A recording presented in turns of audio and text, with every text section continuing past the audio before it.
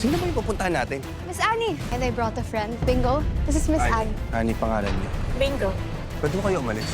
Masaya si Lola Nene nang makauwi na sa bahay nila na todo asikaso si Bingo na agad siyang binilahan ng tumbler para sa water therapy niya na nilagyan na rin ng binata ng level niya para masunod yung oras at eksaktong tubig na iinom niya. Sinabihan ni Bingo ang mamang niya na kailangan na niyang magpahinga at nagpaalam siyang magbibihis muna. Nang nasa salas na ang binata ay agad niyang nilabas yung bank book niya kung saan 110,000 na lang ang laman, kaya sinabi niya sa sarili niya na kailangan niyang dagdagan yung ipon niya. Todo kayod ang binata para sa pamilya niya na sila ang kumupkup sa kanya na tinuring siyang parang tunay na anak.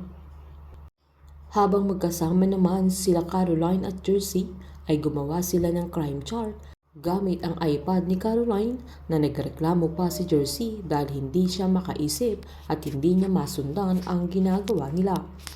Sinaad ni Caroline na kung ginawa nila sa wall na parang ginawa nila ni Bingo noon ay hindi siya malilito pero hindi niya pwedeng gawin sa bahay nila dahil baka makita nila Cindy. Sabay sinabi niyang mabilis mag-isip si Bingo na may namiss siyang link at alam niyang may alam si Gina pero hindi niya alam kung ano. Sabay na tanong niya kung anong namiss niya sa mga nilagay niya. Inasar naman ni Jersey ang kaibigan niya na obvious na si Bingo ang namimiss niya na sinita siya ni Caroline dahil hindi niya maamin ang totoo na tama ang sinasabi ni Jersey. Sinabihan pa niya ang kaibigan niya na nagsorry na si Bingo sa kanya na agad namang sinabi ni Caroline na hindi na siya galit kay Bingo na hindi lang niya alam kung papaano pa sila dahil nagtiwala siya at nag-open up sa binata pero trabaho lang ang tingin ni Bingo sa kanya.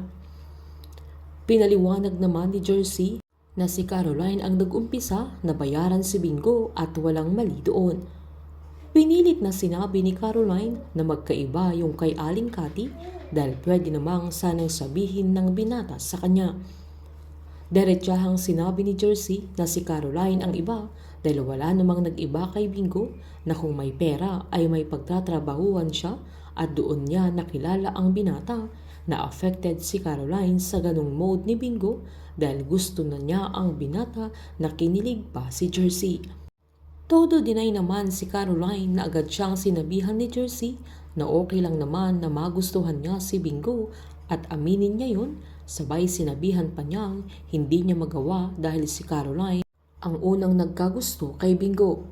Pinaliwanag pa niyang okay lang naman na umamin na si Caroline dahil kailangan niya si Bingo at gusto na niya ang binata dahil ang totoo ay si Bingo lang ang nakakapagpatino sa nakakaloka niyang pagkatao na napatingin na lang si Caroline sa kanya.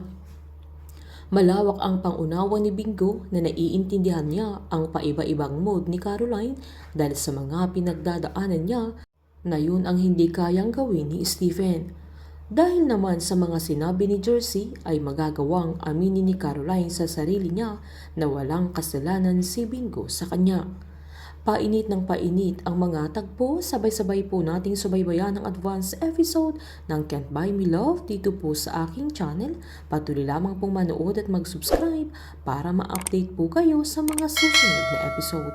Marami pong salamat.